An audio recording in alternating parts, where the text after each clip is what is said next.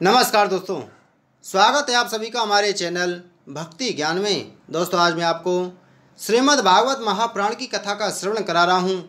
आप सभी भक्तजन इस कथा को श्रद्धा पूर्वक मन लगाकर सुने। भगवान श्री कृष्ण आप सभी की मनोकामना पूर्ण करेंगे। मैत्रेय जी कहते हैं, विदुर जी, श्री कपिल भगवान के ये वचन सुनकर कर्मठ जी की प्रिय पत्नी माता देवहूति के मोह का पर्दा फट गया और वे तत्व प्रतिपादक सांख्य शास्त्र के ज्ञान की आधार भूमि भगवान श्री कपिल जी को प्रणाम करके उनकी स्तुति करने लगी। देवहूति जी ने कहा, कपिल जी, ब्रह्मा जी आपके ही नाभि कमल से प्रकट हुए थे। उन्होंने प्रलयकालीन जल में शयन करने वाले आपके पंचभूत इंद्रिय शब्दादि विषय और मनोमय विग्रह का जो सत्वादि गुणों के प्रवाह से युक्त सत्य स्वरूप और कार्य एवं कारण दोनों का बीज है, ध्यान ही किया था। आप निष्क्रिय सत्य संकल्प संपूर्ण जीवों के प्रभु तथा सहस्त्रों अचिंत्य शक्तियों से संपन्न हैं। अपनी शक्ति को गुण प्रवाह रूप से ब्रह्मादि अनंत मूर्तियों में विभक्त करके उनके द्वारा आप स्वयं ही विश्व की रचना आदि करते हैं। नाथ, यह कैसी विचित्र बात है कि जिनके उदर में प्रलय काल आने पर यह सारा प्रपंच लीन हो जाता है और जो कल्पांत में माया में बालक का रूप धारण कर अपने चरण का अंगूठा चूसते हैं, अकेले ही बट वृक्ष के पत्ते पर शयन करते हैं, उन्हीं आपको मैंने गर्भ में धारण किया। विभो, आप पापियों का दमन और अपने आज्ञाकारी भक्तों का अभ्युदय एवं कल्याण करने के लिए स्वेच्छा से देह धारण किया करते हैं। अतः जिस प्रकार आपके वराह आदि अवतार हुए हैं, उसी प्रकार यह कपिला अवतार भी मुमुक्षुओं को ज्ञान मार्ग दिखाने के लिए हुआ है। भगवान, आपके नामों का श्रवण या कीर्तन करने से तथा भूले भटके कभी कभी आपका बंधन या स्मरण करने से ही कुत्ते का मांस खाने वाला चांडाल भी सौम्याजी ब्राह्मण के समान पूजनीय हो सकता है। फिर आपका दर्शन करने से मनुष्य कृतकृत्य हो जाए, इसमें तो कहना ही क्या है। अहो, वह चांडाल भी इसी से सर्वश्रेष्ठ है कि उसकी जिह्वा के अग्रभाग में आपका नाम विराजमान है। जो श्रेष्ठ पुरुष आपका नाम उच्चारण करते हैं, उन्होंने तप, हवन, तीर्थ स्नान, सदाचार का पालन और वेदा अध्ययन सब कुछ कर लिया। कपिल देव जी, आप साक्षात पर ब्रह्म हैं, आप ही परम पुरुष हैं। व्रतियों के प्रवाह को अनंतर्मुख करके अंतःकरण में आपका ही चिंतन किया जाता है। आप अपने तेज से माया के कार्य गुण प्रवाह को शांत कर देते हैं तथा आपके ही उदर में संपूर्ण वेद तत्व निहित हैं। ऐसे साक्षात विष्णु स्वरूप आपको मैं प्रणाम करती हूँ।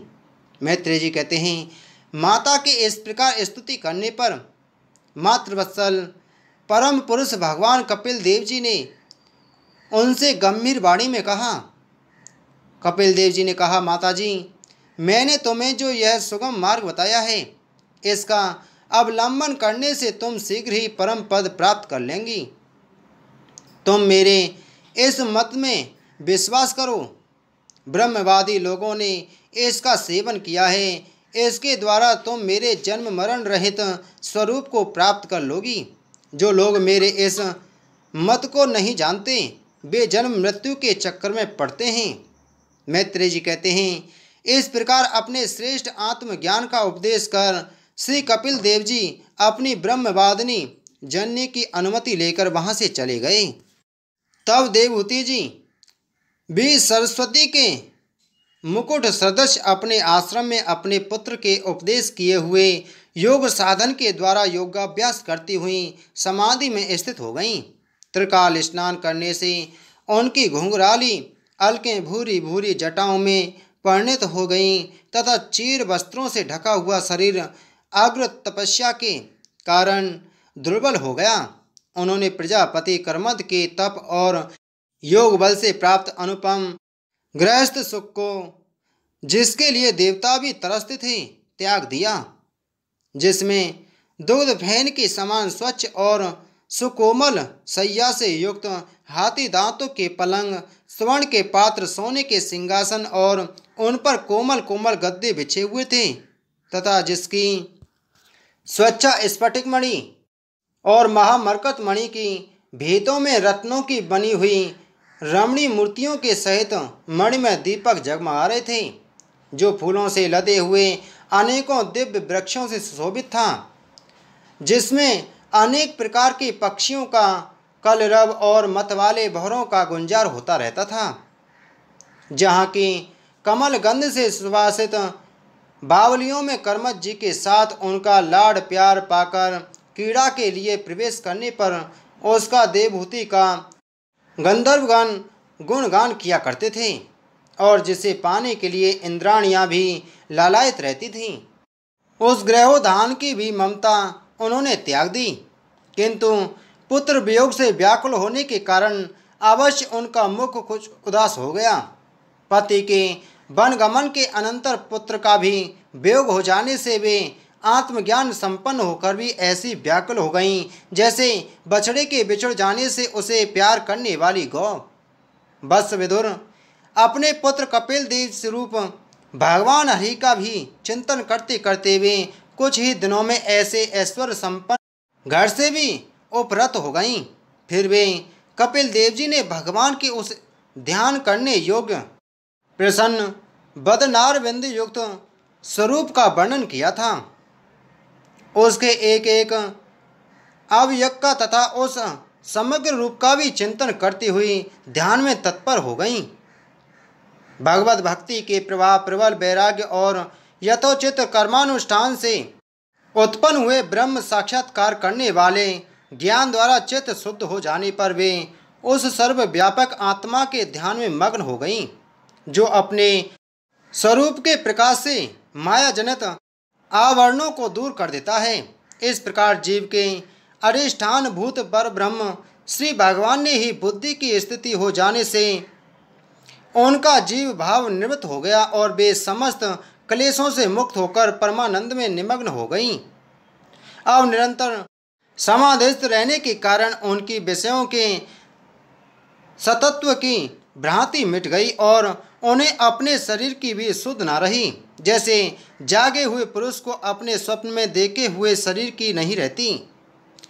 उनके शरीर का पोषण भी दूसरों के द्वारा ही होता था, किंतु किसी प्रकार का मानसिक क्लेश न होने के कारण वह दुर्बल नहीं हुआ। उसका तेज और भी निखर गया और वह मैल के कारण धूम युक्त अग्नि के समान सुशोभित होने लगी। उनके बाल बिथुर गए थे और वस्त्र भी गिर गया था, तथापि निरंतर श्री भगवान में ही चित्त लगा रहने के कारण उन्हें अपने तपोयोग में शरीर की कुछ भी सुधि नहीं थी, केवल प्रारब्ध ही उसकी रक्षा करता था। विदुर जी, इस प्रकार देवहूति जी ने कपिल देव जी के बताए हुए मार्ग द्वारा थोड़े ही समय में नित्य मुक्त परमात्मा स्वरूप श्री भगवान को प्राप्त कर लिया। वीरवर जिस स्थान पर उन्हें सिद्धि प्राप्त हुई थी वह परम पवित्र क्षेत्र त्रिलोकी में सिद्धप्रद नाम से विख्यात हुआ। साधु स्वभाव विदुर जी योग साधन के द्वारा उनके शरीर के सारे दैहिक मल दूर हो गए थे। वह एक नदी के रूप में परिणत हो गया, जो सिद्धगण से सेवित और सब प्रकार की सिद्धि देने वाली है। महायोगी भगवान कपिल जी की माता की आज्ञा ले पिता के आश्रम से ईशान कोण की ओर चले गए। वहाँ स्वयं समुद्र ने उनका पूजन करके उन्हें स्थान दिया। वे तीनों लोगों को शांति प्रदान करने के लिए योग मार्ग का अवलंबन कर समाधियों में स्थित हो गए हैं। सिद्ध चारण गंधर्व मुनि और अप्सरागण उनकी स्तुति करते हैं तथा सांख्याचार्यगण भी उनका सब प्रकार स्तवन करते रहते हैं। निष्पाप विदुर जी, तुम्हारे पूछने से मैंने तुम्हें यह भगवान कपिल और देवहूति का परम पवित्र संवाद सुनाया। यह कपिल देव जी का मत अध्यात्म योग का गूढ़ रहस्य है। जो पुरुष इसका श्रवण या वर्णन करता है वह भगवान गरुण ध्वज की भक्ति से युक्त होकर शीघ्र ही श्री हरि के चरणार बिंदों को प्राप्त करता है। बोलो श्री कृष्णचंद्र महाराज की जय। बोलो श्रीमद्भागवत महापुराण की जय।